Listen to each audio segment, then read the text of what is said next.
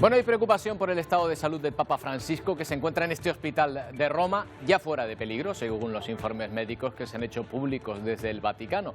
El Papa está ingresado, aquejado de una infección respiratoria. Entró en el hospital horas después de vérsele en esta audiencia en Roma.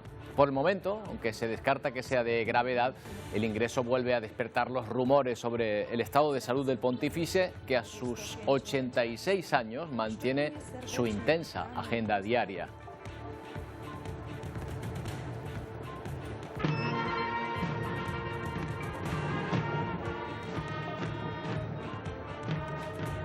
¿Qué tal? Buenos días. El sonido de los tambores de guerra en Ucrania es cada vez más fuerte en medio de una escalada de amenazas también cada vez mayor por parte de Rusia ante la ayuda militar, que también va en aumento, de los países que apoyan a Ucrania. Rusia ha mostrado como un espantojo la carta que le permite seguir desafiando a Occidente, que no es otra que su enorme potencial nuclear, con un despliegue de misiles tácticos que podrían portar ojivas nucleares. Las cosas en el frente no van bien para los rusos y podrían ir a peor en cuanto lleguen los tanques y aviones que han prometido los países occidentales. Un escalón más hacia un enfrentamiento directo que nadie desea.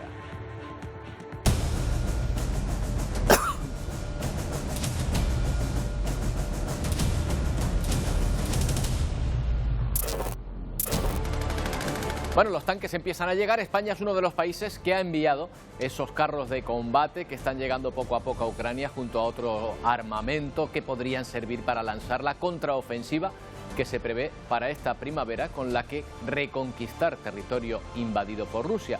Sobre el terreno las posiciones siguen más o menos estables, pero el mayor miedo ahora es el del arsenal nuclear, bien por la amenaza de las miles de ojivas que posee el régimen de Putin, como por la posibilidad de un accidente en una central nuclear como Zaporilla, donde los organismos atómicos internacionales advierten de unos enfrentamientos armados y bombardeos cada vez más cercanos a la instalación.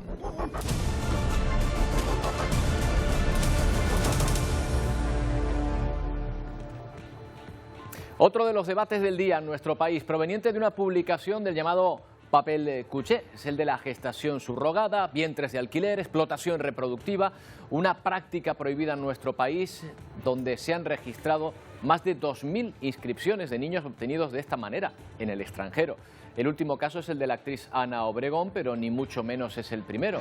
Muchos personajes conocidos han recurrido a este sistema, mientras los partidos políticos se ven a regular la materia de una forma más precisa. Y reunión de Pedro Sánchez con el líder chino Xi Jinping dentro del marco del Foro Económico de Boao para Asia. Allí ha solicitado a los poderes chinos que ayuden a frenar la guerra de Ucrania y eviten el proteccionismo. Además, ha ofrecido a España como un socio fiable para colaborar de forma multilateral en la resolución de los conflictos y en la búsqueda de la paz. Pero comenzamos hoy en el Congreso de los Diputados, donde se tiene previsto, Silvia Mascareño, la aprobación del Real Decreto Ley con el que el Ejecutivo va a reformar las pensiones. Buenos días. Buenos días. Sí, salvo sorpresas, el Congreso de los Diputados va a convalidar esa reforma de las pensiones gracias al bloque de la investidura. Una reforma de las pensiones que tiene el aval de Bruselas, de los sindicatos, pero no de los empresarios, tampoco de la oposición, que entre otras cosas critica la falta de negociación e información por parte del Gobierno. El objetivo de esta reforma es garantizar la sostenibilidad de las pensiones, es decir, que haya dinero en la hucha para que los que ahora están trabajando, cuando se jubilen, puedan cobrar su pensión. Para eso, entre otras reformas, se ha subido las bases máximas de cotización y se ofrece un sistema doble para calcular lo que vamos a cobrar, o 25 años, los últimos 25 años cotizados, o los últimos 29, pero quitando aquellos dos que más nos perjudiquen. El ministro José Luis Escrivá ya ha subido a la tribuna a defender esa reforma que, como decimos, salvo sorpresa, saldrá adelante gracias a una amplia mayoría. A primera hora de esta mañana hemos conocido el dato del IPC del mes de marzo. Es del 3,3% en este mes. Esto es 2,7 puntos por debajo de la subida de los precios de febrero y la más baja desde agosto de 2021 por la evolución a la baja de la energía. En esta gráfica, en esta evolución, podemos ver cómo efectivamente los precios van bajando respecto a marzo del año pasado. Pero ojo, aunque la inflación baje, los precios no lo van a hacer, porque este 3,3 es de perspectiva, en referencia a ese 9,8 que ya habían subido justo hace un año los precios. Por lo tanto, la inflación baja en su subida, pero los precios muchos nos tememos que todavía no lo van a hacer. Otro asunto, España confirma que los primeros tanques Leopard que ha donado Ucrania serán enviados tras la Semana Santa. Occidente va entregando poco a poco los vehículos militares prometidos, mientras Kiev espera contar con el mayor número de unidades lo antes posible para emprender una gran contraofensiva con la que reconquistar el territorio invadido por Rusia. A cañonazo sigue repeliendo Ucrania las embestidas rusas en Bakhmut. Acabamos de disparar contra posiciones rusas cerca de la ciudad. Destruimos sus refugios de infantería para apoyar así a nuestras posiciones de infantería, explica este comandante. Kiev reconoce pequeños avances rusos en esta línea del frente en las últimas horas tras días de estancamiento, pero mantiene que la situación sigue estabilizada.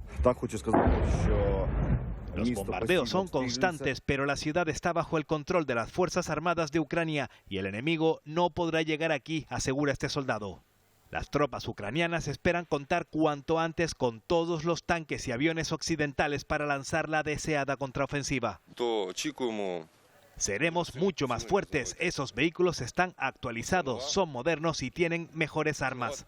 España confirma que enviará sus primeras 6 unidades tras Semana Santa. Estamos facilitando al país y al pueblo ucraniano instrumentos, herramientas y medios para continuar defendiéndose de esa agresión ilegítima e ilegal. Este miércoles visitaba la central nuclear de Zaporilla el director de la Agencia Internacional de Energía Atómica. Rafael Grossi pide redoblar los esfuerzos para llegar a un acuerdo sobre la protección de la planta. He visto señales evidentes de daño y destrucción antes de llegar al lugar. Este área se enfrenta a una fase más peligrosa, advierte. Grossi confirmaba durante la inspección que 2 de los 6 reactores sufrieron un impacto en el bombardeo del pasado 20 de noviembre. Mientras, Rusia continúa en Siberia con las maniobras de sus misiles nucleares intercontinentales. La OTAN, por su parte, muestra músculo también con estos ejercicios en Letonia, a tan solo 300 kilómetros de la frontera con Rusia. Ofrecer una respuesta de disuasión ante una posible agresión exterior a la OTAN. Maniobras disuasorias ante cualquier atisbo de amenaza rusa. Bueno, y en la crónica internacional, el presidente estatal Pedro Sánchez, que participa en el Foro Económico de Boao para Asia, donde ha solicitado a los líderes chinos que ayuden a parar la guerra en Ucrania y eviten el proteccionismo de sus productos. Ha ofrecido a España como un socio fiable para colaborar en la resolución de conflictos y en la búsqueda de la paz. La visita de Pedro Sánchez al este de Asia viene encomendado por una serie de temas como es conseguir la paz en Ucrania.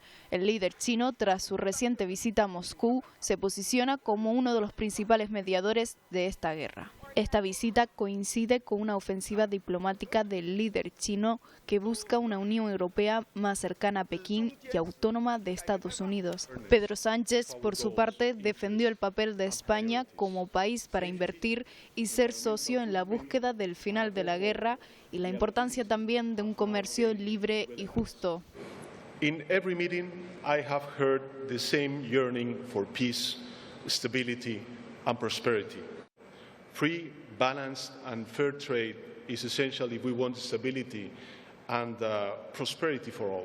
El presidente español durante su visita tuvo varios encuentros bilaterales con grandes empresas asiáticas y con la directora del Fondo Monetario Internacional para reforzar la cooperación económica entre ambos países.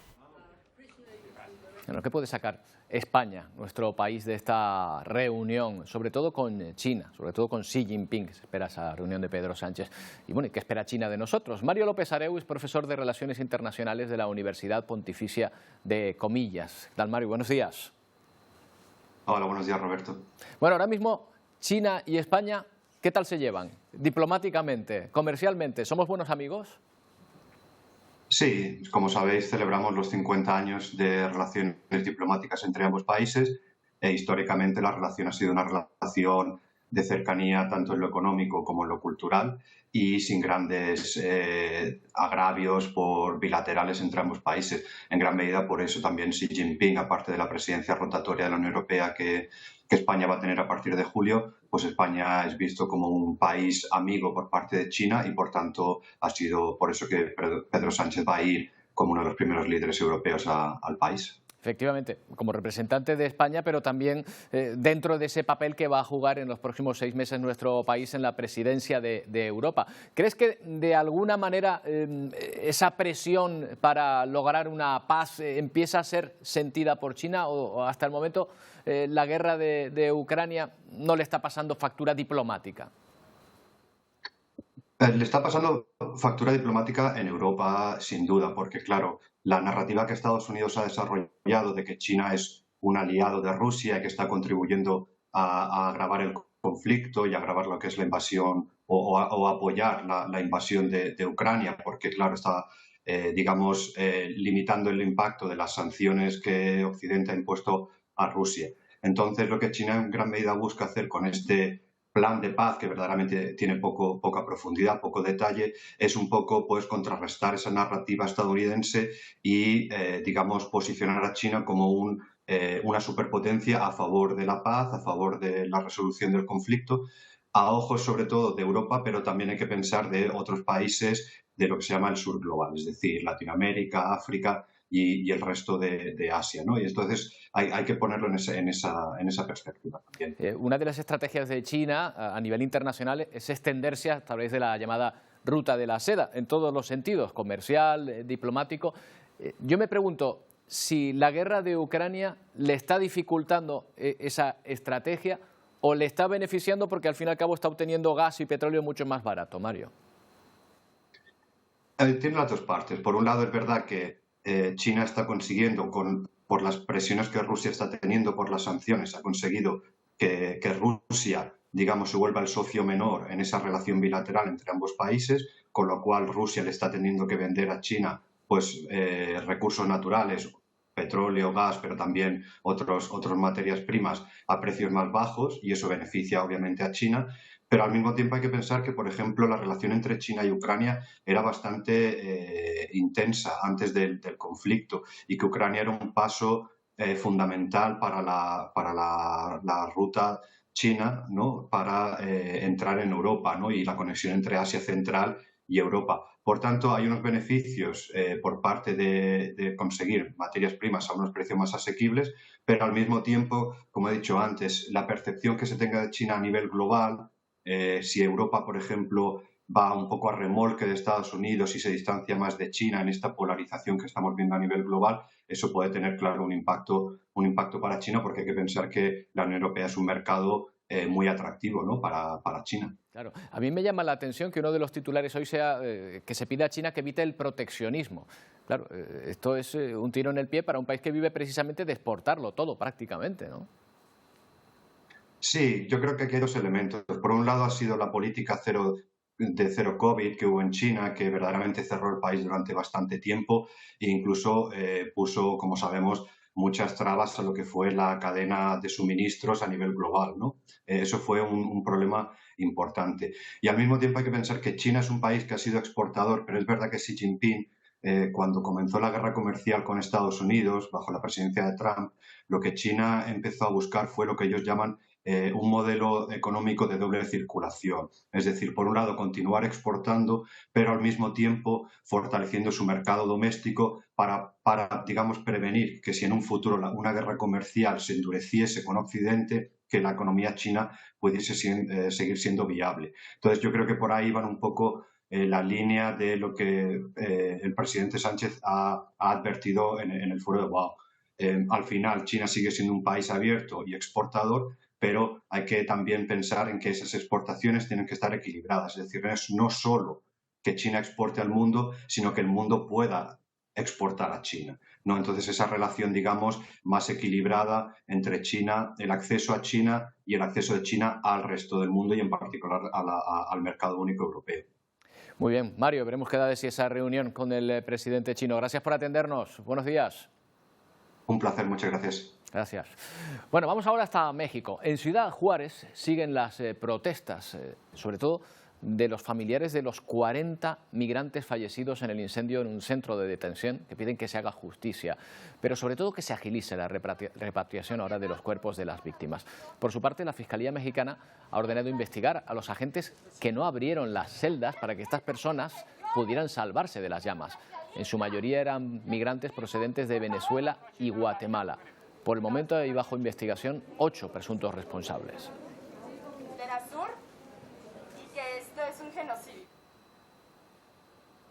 La Hacienda de Estados Unidos, el fisco norteamericano, estima que los migrantes indocumentados contribuyeron con más de 30.000 millones de dólares a la economía de este país durante 2021. Los activistas sostienen que este pago de impuestos podría ayudar a completar sus solicitudes al estar legalmente aquí en este país.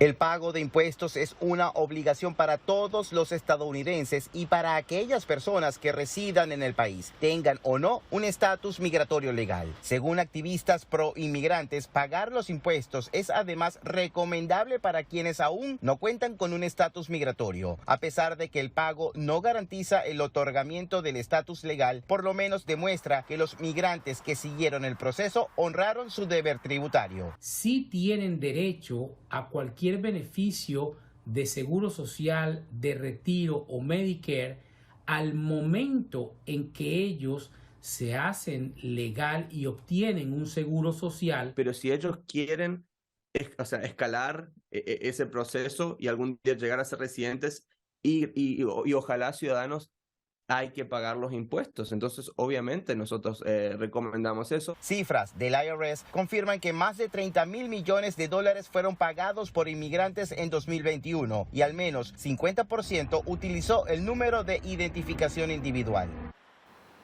Aumenta la preocupación en el continente sudamericano por el mosquito del dengue, porque sigue habiendo casos, aunque en Bolivia comienzan a descender. Por contra, faltan vacunas, medicinas y camas libres en los hospitales de niños, siendo estos los más afectados. Ya con el mismo personal, con poco apoyo, ¿qué atención podemos dar? Una atención de mala calidad. En jaque por el dengue, la sanidad en Bolivia continúa con los hospitales de niños saturados. Faltan camas y a esto se le suma. Hay medicamentos que nos faltan. Y que hacen que en su mayoría las madres pasen 24 horas al día en lo que ya consideran nuestro segundo hogar, ¿no? Por los niños ya. 4 días más. 4 días. Y pues tratando de sobrellevar. A las puertas de emergencia piden dinero para poder asumir los costes de la medicación. De 10, de 50, de 1 peso, hay monedas también. Es una falta de atención de parte del gobierno que no nos están cubriendo con todo lo que necesitamos, dando lugar a que los padres de familia tengan que comprar. La buena noticia parece que están empezando a caer los contagios, aunque no podemos cerrar los ojos ante una dura realidad. Estos niños son niños de Santa Cruz, estos niños son niños bolivianos, requieren que todas las autoridades que están ahí en cargos altos trabajen por ellos. Bueno, seguimos hablando de salud en el continente porque se ha detectado el primer caso de gripe aviar en humanos en Chile. Se trata de un hombre de 53 años que tiene síntomas de gripe severos, pero se mantiene estable. Recordemos que la gripe aviar se puede transmitir por aves o por mamíferos, pero es más difícil que sea a humanos y de persona a persona tampoco se ha logrado. Se han surgido brotes en granjas, aunque en el mayor exportador mundial de aves de corral, que es Brasil, por ejemplo, todavía no ha habido ningún caso. Estable en su gravedad, está hospitalizado y en este momento están los equipos de epidemiología desplegados en terreno para investigar la fuente de contacto. Todos los casos de neumonía grave que se llaman infección respiratoria aguda grave se les busca el agente causal. El Papa Francisco sigue hospitalizado por una infección respiratoria, aunque no de gravedad, según el Vaticano, que ha suspendido la agenda que tenía prevista para hoy y mañana. Después de la tradicional homilía de los miércoles, el Papa, que tiene 86 años, fue al hospital para unas pruebas programadas con antelación, dado que llevaba algunos días con problemas respiratorios. El resultado de las pruebas mostró una infección que no es COVID, según los doctores, y que obligará al pontífice a estar internado en el hospital unos días para recibir tratamiento. De hoy sabemos que ha pasado una buena noche en ese hospital romano. Esta es una señal en directo que nos llega desde este lugar. Han estado también muy pendientes de su salud en su país, en Argentina, donde han rezado por él grupos de fieles y donde celebran que su vida no corra peligro.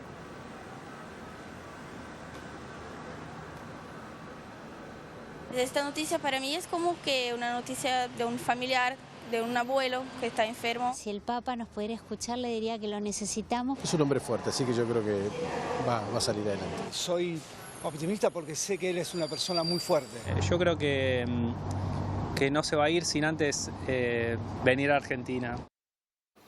Bueno, de nuevo una portada de la llamada prensa de corazón del papel Cuché nos ha traído un tema a debate que prácticamente está en boca de todos, el de la gestación subrogada, el de la explotación de los vientres de alquiler o de las madres que necesitan vender a sus hijos según la postura que cada uno escoja. Hoy vamos a hablar de este asunto y cuál es la situación legal en nuestro país sobre este tema. No tardamos.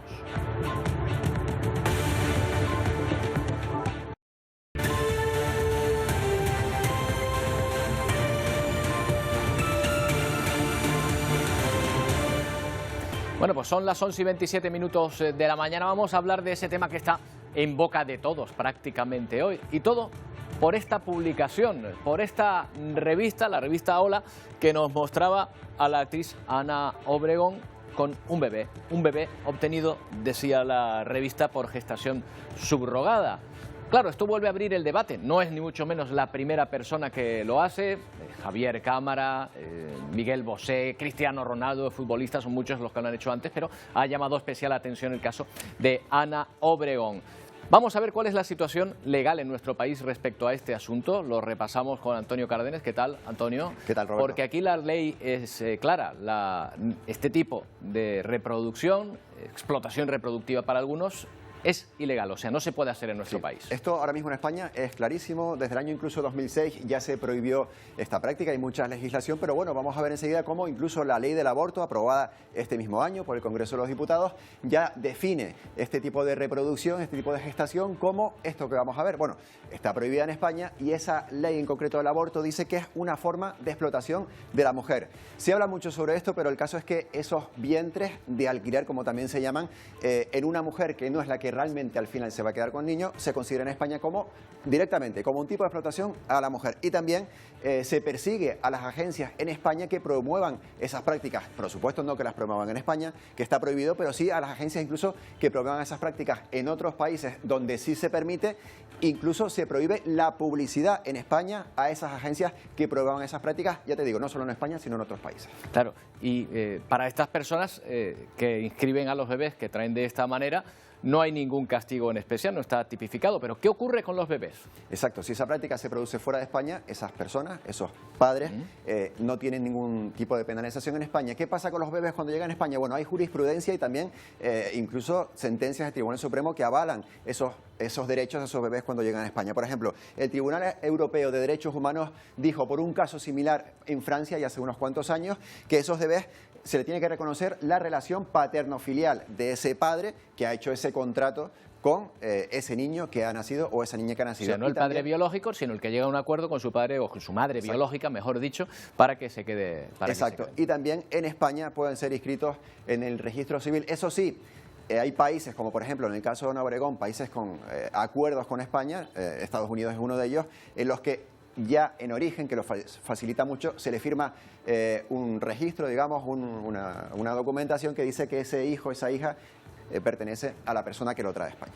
Bueno, y nos podemos preguntar también si está prohibido también en otros países. Claro, ahora enseguida vamos a ver cómo sí que está en algunos países prohibido, en otros países se permite siendo altruista, pero vamos a ver lo que ha ocurrido en España, porque es muy diferente la imagen que hemos visto de Ana Obregón saliendo de su hospital con su bebé en brazos, con las imágenes que vamos a ver enseguida de estas personas que han sido detenidas en Extremadura por algo que se considera que puede haber sido una gestación subrogada. En este caso hay una persona que ha dado a luz una persona de nacionalidad no española que ha dado a luz en un hospital de Extremadura y otras 2 personas que se interesaron por ese bebé. Bueno, a lo que por lo menos concluye ahora mismo la justicia, por eso están estas personas detenidas, es que la persona que dio a luz iba a entregar a ese bebé a las 2 personas que lo iban a recibir. Hay un problema porque el DNI de la persona que dio a luz no coincide con precisamente esa persona. Había sido, dice el abogado, ahí sí que lo vamos a escuchar, que era que le habían cedido el DNI porque esa persona que iba a dar luz no tenía derecho a la seguridad social. Vemos que no existe el delito de que se lo acusa, simplemente ha sido un parto en territorio español por una ciudadana rumana que no tenía seguridad social y ha utilizado el de una amiga y ya está. Ella no tenía asistencia sanitaria y sus amigos le han intentado ayudar y es todo, no hay más. Claro, aquí están 2 personas detenidas por intentar hacer en España algo que está prohibido, la gestación de esta manera. Pero, ¿qué dice la legislación en otros países? Bien, Antonio. hay muchos países del mundo donde tampoco se permite, pero hay algunos países, como vamos a ver en este mapa de todo el mundo, donde se permite la gestación subrogada de diferentes maneras. Por una parte, hay algunos países que la permiten de forma altruista, es decir, la madre que gesta ese bebé cuando termina ese periodo de gestación y da luz, cede a esa criatura, a las personas con las que había sin contraprestación económica. Sin contraprestación económica, pero sí con un acuerdo previo, lógicamente, por ejemplo, Canadá, en el caso ¿no? de Australia, incluso nuestros vecinos de Portugal, Sudáfrica o también algunos países europeos como el Reino Unido o Georgia. Y hay otros países como, por ejemplo, algunos estados de Estados Unidos, no todos, algunos estados, como en el caso de Florida, al que ha acudido a Ana Obregón, Rusia también o Ucrania, donde sí que se permite esa gestación con contraprestación económica. Y después ya las cantidades difieren. Se dice que en Estados Unidos se puede pagar incluso por encima de $100.000 o en el caso de Ucrania en el entorno de los 15.000 euros. Y después también hay algunas especificaciones. Por ejemplo, en Rusia no se permite que los padres sean homosexuales. Esos padres que contraten sean homosexuales, no se permite. O en Estados Unidos, por ejemplo, que las madres tienen que ser mayores de 21 años. Bueno, la legislación en este tipo de gestación da para muchas aristas también. Desde luego, pero ya decimos, Antonio, que es el debate del día. Y eso que no es habitual, que la portada de una revista del Corazón marque la agenda política. Sin embargo, la imagen de Ana Obregón en Hola, saliendo de un hospital de Miami con una niña embarazosa, ha reabierto este debate en el Congreso y en la calle. Los socios de gobierno defienden en nuestro país la gestación subrogada o vientre de alquiler o explotación reproductiva es una práctica ilegal. Ni siquiera lo tiene claro el Partido Popular, que en 2017 votó en contra de esta práctica y ahora se abre a regularla, siempre y cuando no se pague por ello. La gestación subrogada entra a debate en España. El gobierno ha salido en tromba a recordar que es ilegal. En nuestro país la actividad de las agencias está permitida, pese a que no pueden publicitarse. La inscripción en el registro también está autorizada. Es una práctica que no es legal en España, también está prohibida su publicidad y, como le digo, la nueva ley de derechos sexuales y derechos reproductivos lo reconoce como una forma de violencia contra las mujeres. No estamos a favor de la gestación subrogada, siempre lo hemos dicho, creemos que es una forma más de explotación del cuerpo de la mujer. Vox también se opone a su regulación y apela por mantenerla ilegal, mientras que el Partido Popular, y esta es la gran novedad, se abre a legalizar la práctica siempre y cuando no haya interés mercantil. O sea, es un aspecto complejo que merece de debates profundos y serenos. Y decimos novedad porque en 2017 Ciudadanos ya llevó al Congreso esa propuesta para legalizar la gestación subrogada. Entonces el Partido Popular votó en contra. La formación naranja mantiene su posición. En el sistema que defiende Ciudadanos y que hemos planteado muchas veces, no se alquila ningún vientre. No se alquila ningún vientre, es una gestación subrogada que se plantea de una forma altruista. Plataformas y ciudadanos de a pie también han manifestado públicamente sus respectivas posturas. No existe el altruismo en torno al alquiler de vientres. Creo que tener hijos es un privilegio, no es un derecho. Sí me parece bien, porque te digo la verdad, hay mucha gente que no puede. Y si puede tenerlos así, a mí me parece bien. El debate, ya lo ven, no ha hecho más que empezar, y es que pese a que la gestación subrogada está prohibida en España, solo entre 2010 y 2020 se registraron en este país más de 2.500 bebés nacidos por esta práctica en el extranjero. 1 de cada 3 adolescentes presenta una posible adicción a las redes sociales a través del móvil, según un estudio de UNICEF. Internet les ayuda a no sentirse solos, pero conlleva también riesgos de los que muchos de ellos no son conscientes. La mayoría de los adolescentes admite el consumo excesivo que hace del móvil. Lo utilizo como de 4 a 6 horas al día más o menos. Como 8 o 9 horas al día, según me ponen el móvil, más o menos eso. No sé, lo consumo bastante. ¿Pero son conscientes de los riesgos? Sé los daños a los que conlleva, pero no soy consciente cuando lo uso. Un proyecto del Ayuntamiento de Las Palmas de Gran Canaria reveló que el 21% de los jóvenes está enganchado al móvil. ¿Qué hacen entonces los padres para combatir esto? Tenemos unas limitaciones, entre semanas no puedo utilizarlo, se le deja el fin de semana con horarios estipulados. Lo estamos reduciendo más porque el comportamiento se distingue bastante, se aprecia bastante. Yo soy consciente del problema y me gusta acompañar cuando ellos están en el móvil. En este Instituto Vasco ha tenido lugar el proyecto No Phone Challenge, que le ha valido un premio a este profesor que retó a sus estudiantes a estar una semana sin móvil. Yo creo que el camino a andar es eso, educación en las redes sociales. Educación para escuchar a los expertos que recomiendan un máximo de 2 horas de uso al día, algo que la mitad de los jóvenes no cumple. ¿Cómo habrá convencido este profesor a sus alumnos para que usen menos el móvil? Bueno, pues se lo vamos a preguntar. Telmo Lascanos, docente y experto en redes sociales. ¿Qué tal? Telmo, buenos días, ¿cómo estás? Buenos días, Roberto, muy bien. Bueno, a mí me da la sensación, por lo que he leído de algunos comentarios tuyos, es que, no sé si los adultos, pero los jóvenes sobre todo a lo mejor no perciben peligro en el uso intensivo del teléfono móvil o de las redes sociales. Sí, muchas veces, bueno, yo cuando les pregunto, ¿no?, ¿cuánto tiempo crees que estás utilizando el teléfono a diario? Pues dan números bastante inferiores a lo que luego el teléfono registra, ¿no?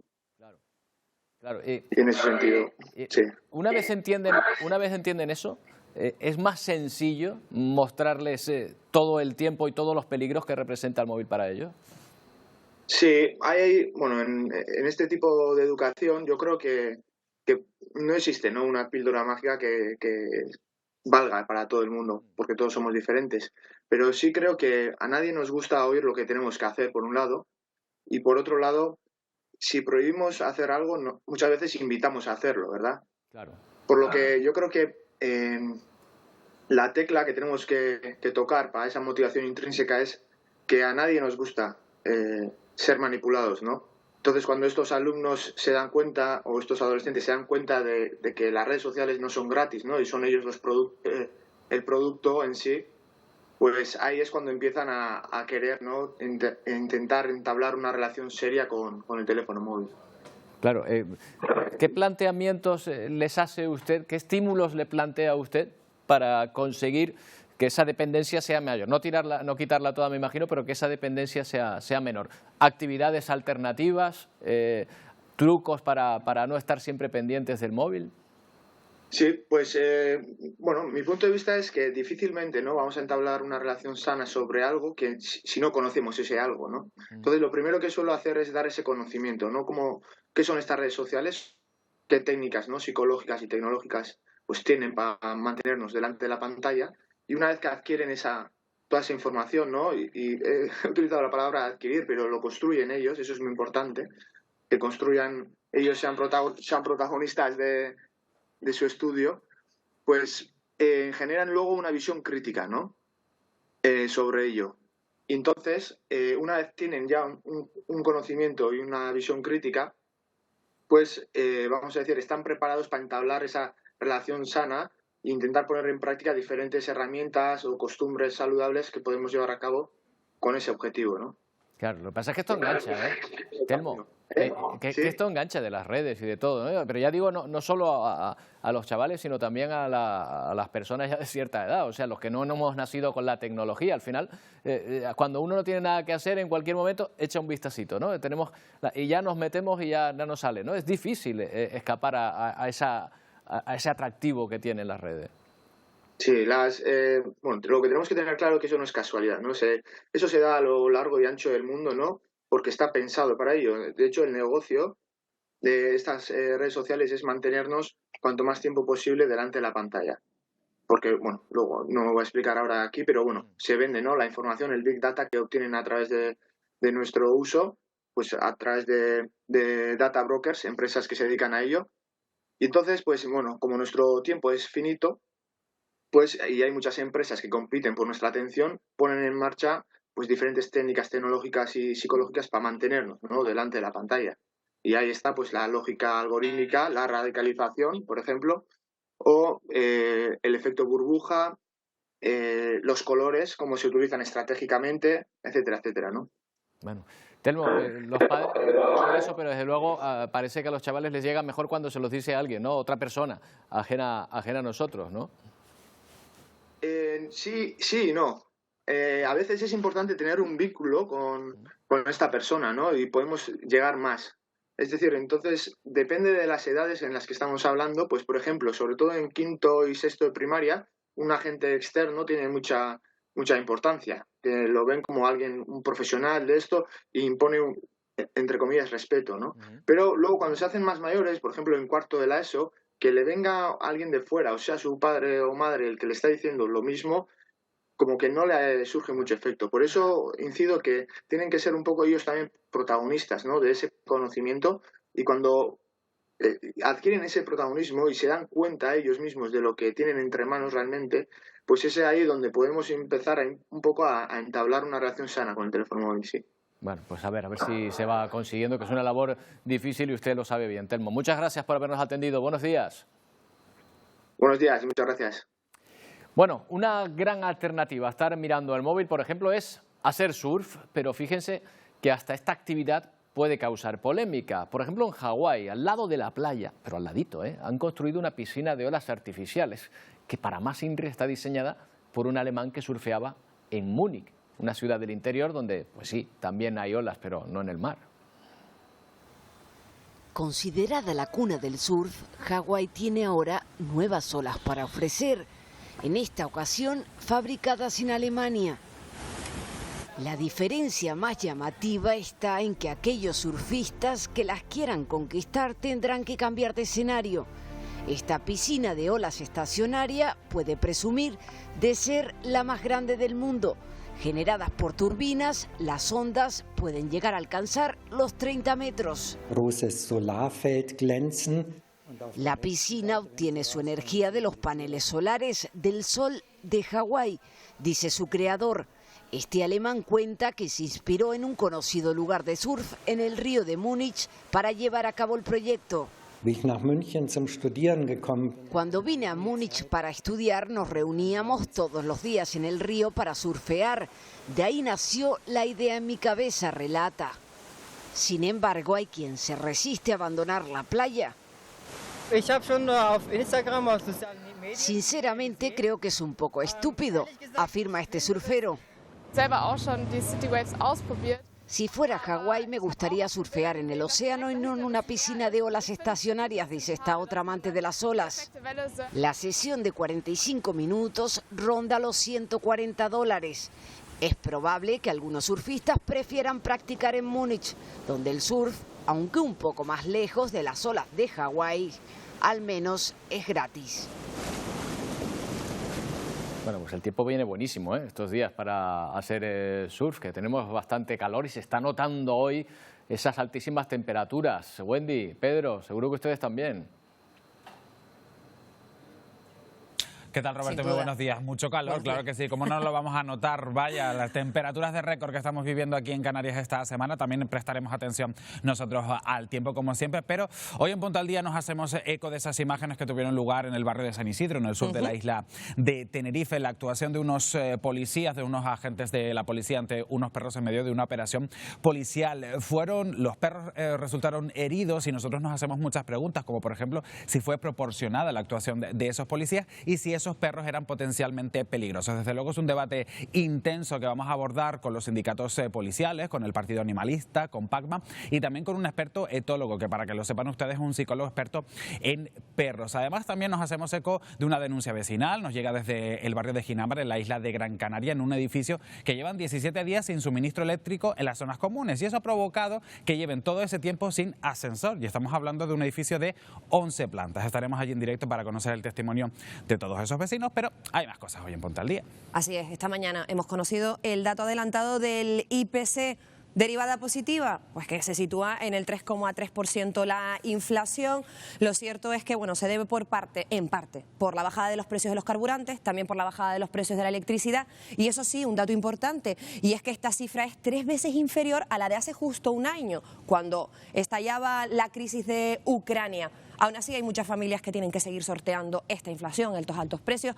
Y hoy, escuchen bien, vamos a ofrecerles un menú antiinflación. ¿Se puede comer por menos de 4 euros? Sí, se puede. ¿Cómo? Pues se lo contamos nosotros en unos minutos. Hasta ahora. Bueno, pues no sé si será por la inflación o el precio de la carne, pero hay quien busca opciones en la carne cultivada, esa que se hace en laboratorios para consumo posterior. Pero claro, hay carnes y carnes. Hoy les vamos a mostrar unas albóndigas que tienen su origen, que tienen materia, la materia base, en restos de animales de hace 4.000 años, albóndigas de mamut. Les presentamos la que podría ser la albóndiga más grande del mundo, pero no es su tamaño lo que la hace especial, sino con qué animal se ha hecho.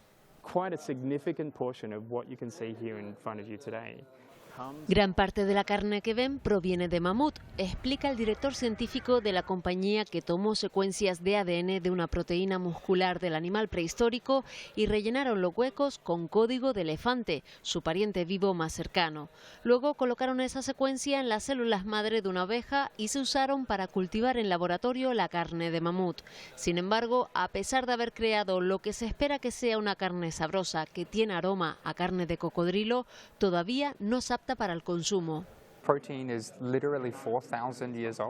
El fundador de la empresa aclara que la proteína utilizada tiene 4.000 años, por lo que tendrán que someter esta carne a pruebas muy rigurosas como con cualquier producto antes de lanzarlo al mercado.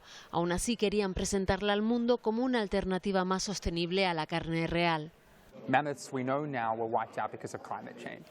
Pero también reconoce que eligieron el mamut por ser un animal que desapareció por el drástico cambio que sufrió el clima con el calentamiento de la última edad de hielo del planeta.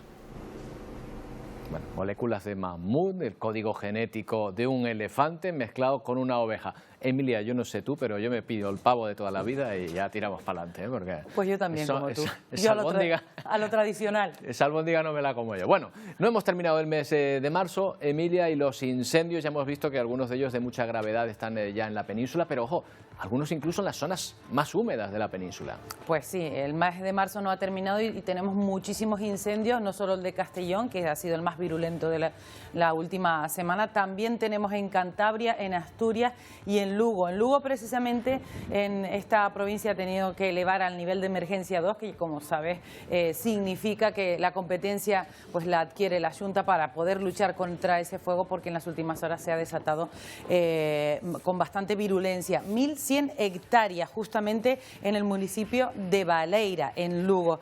También Orense durante la última madrugada sufrió un incendio, aunque a esta hora ya está controlado. En Cantabria, en Fresneda, también un incendio en las últimas horas. Y en Asturias, concretamente en la localidad, la Guardia Civil ha tenido que desalojar a 20 personas porque se han producido 95 focos en distintos puntos, 95 focos en 35 concejos, lo que cabe intuir que se trata de incendios que están siendo provocados. De hecho, ya hay bastantes sospechosos en esa zona, pero es que hay más de 500 efectivos trabajando en esos 95 focos, la UME entre ellos, y es que está imposibilitando el viento, el fuerte viento está imposibilitando que los medios aéreos se puedan sumar a esas labores de extinción, algo que complica mucho. En Castellón, decíamos, esta semana ha sido bastante complicada. Aquí vemos imágenes de Castellón, estaba ya perimetrado este incendio, pero hoy era un día clave, ayer era un día clave porque ese viento remitía. Hoy, sin embargo, el viento ha vuelto a soplar y están temiendo que se vuelvan a reavivar algunos de esos focos que ya estaban perimetrados. Emilia, enseguida vamos a ver cómo está la situación del tiempo y del calor también aquí en Canarias. Oye, pero antes una persona a la que alguien le debió decir que te parte un rayo y casi lo consigue, ¿eh? Pues casi lo consigue. Es un despropósito lo que le ha sucedido a este hombre en Piura, en Perú, porque estaba en su casa durante una fuerte tormenta de rayos y truenos. Aquí la podemos ver. Y resulta que un rayo le entra por la ventana y le llega a la espalda. Estaba con su padre, Miguel Ángel Oblea, estaba con su padre en su casa y de repente por la noche pues les llegó un rayo, les entró por la ventana. No solo le llegó a él, también destrozó puertas, ventanas. La verdad es que es mala suerte, ya es mala suerte encima estar en tu casa, y como dicen las probabilidades, es más fácil que te toque un rayo, una entre 300.000, que te toque el euromillón, que es una entre 3 millones. Yo de todas formas prefiero quedarme con el euromillón, ¿no? Puesto a preguntar, puesto a elegir, pues también. Emilia, tenemos un animalito que come basura, pero claro, no es de verdad, ¿no? Claro, no es de verdad. Sí, Ayer ¿no? te hablaba de tiburones, ¿verdad? Que estaba plagada una playa de Tailandia con numerosos tiburones. Este tiburón es un tiburón eléctrico con autonomía de 5 kilómetros y que recoge plástico. Mira qué buen invento. Esto es la rumba de los ríos, ¿no? La rumba de los ríos, sí, efectivamente. Mira, se trata de un robot que recoge 22.700 botellas de plástico por día. Lo han echado a nadar, lo han probado en el río Támesis, al sur de Inglaterra. Su inventor dice que es innovador completamente y que va a servir no solo para recoger el plástico, también para medir la calidad del agua, el pH, la profundidad y muchísimas cosas más. Cuesta 20.000 euros por si quieres comprártelo para ponerlo en algún lado. Vamos a ir encargando alguno. Y de este robot también nos vamos a ir a... ¿A qué no sabes quién ha regresado a casa? ¿Quién? Mira, pues salió en este cohete precisamente con la misión Artemisa en la NASA y ha regresado a casa, ¿quién? La oveja Shaun. Ese muñequito animado, ahí la tenemos, ese muñequito animado de Inglaterra, pues que se lanzó o se fue a la Luna en el noviembre del año pasado, como el primer, ahí lo tienen, le han dado hasta su certificado. Pues al final ha tenido éxito la misión porque ha ido a la Luna y ha vuelto y está sana y salva. Ahí la vemos saludando a la oveja Shaun. ¿Qué la llevaban? En el salpicadero del cohete, así para que se moviese un poco, ¿no? No sé si movería la cabeza como la de los coches. Habría que ver. Bueno, Emilia, nos toca fijarnos ahora sí en el tiempo en las islas, porque lo cierto es que hace muchísimo calor. Bueno, de hecho creo que ningún marzo había hecho tanto calor como ayer, por ejemplo. Pues hay mucho que contar, sí, porque a falta de que lo confirme la EMET, puede haber sido estas temperaturas que tuvimos ayer, que vamos a tener hoy y que tendremos mañana, las máximas en registros históricos desde que hay datos, desde 1960, en un mes de marzo. Ayer 37,7 en Tasarte, en la Aldea, pero es que hoy también ya estamos por 34,5 en Maspaloma o 34 grados también en Pájara. Durante las próximas horas, viste la calima, no sé si te diste cuenta que estaba bastante difuminado porque hay bastante calima. Durante las próximas horas la situación va a ser similar, de nuevo con ese viento del este-sureste que va a traernos temperaturas muy altas hasta el sábado, que es cuando empiezan a bajar ligeramente. El sábado, pero lo vamos a notar el domingo, que es cuando entren los vientos alisios. Las previsiones, vamos con el siguiente gráfico para hacernos una idea de cómo está la situación. Ahora mismo, Roberto, tenemos estas temperaturas de por encima de los 30 grados en todo el archipiélago. Tenemos avisos amarillos por temperaturas en todas las islas, salvo en la isla de La Palma, por viento también en todas las islas, salvo en la isla de Tenerife, pero es que hay aviso naranja, que eso implica riesgo importante en Gran Canaria. Esto quiere decir que muy probablemente durante las próximas horas se emita una alerta por calor en la isla de Gran Canaria. Estamos muy pendientes de lo que pueda pasar porque las temperaturas pueden llegar a los 38 grados. Hay viento, hay calor y también hay una alerta por riesgo de incendio forestal y hay calima para más Henry, que es esta que tenemos aquí. La gran masa de ella, que es esa mancha marrón que acabamos de ver, pasa por el sur, pero sí es verdad que se ha reducido la visibilidad considerablemente a menos de 3.000 kilómetros en todo el archipiélago. La previsión, por tanto, para mañana, parecida a la de hoy. Calima, calor, temperaturas cercanas a los 38, 35, 38 grados, viento fuerte del nordeste, 70 kilómetros por hora las rachas y mal estado de la mar en todas las islas occidentales y también en el sur, en el oeste y en el este de Gran Canaria. Olas de hasta 3-4 metros de altura. Cuidadito con el mar. Desde luego, desde luego. Y además hoy que habrá mucha gente con ganas de bañarse por el calor que hace, pero en la el mar va a estar en la orillita. Mejor en la orillita. Emilia, nos vamos a ir en directo. Vamos a ver una noticia que se está produciendo justo en la fachada del Congreso de los Diputados, donde estábamos hasta hace un momento. Son activistas climáticos del colectivo Rebelión Científica arrojando pintura roja para exigir medidas contra el cambio climático. Además coincide con que hoy comienza el juicio contra otros miembros de ese colectivo que hicieron lo mismo en 2022. Esas imágenes que ven corresponden al año pasado. Precisamente hemos estado hace un momento en el Congreso de los Diputados donde se ha repetido esa imagen. ¡Estamos en pleno colapso climático!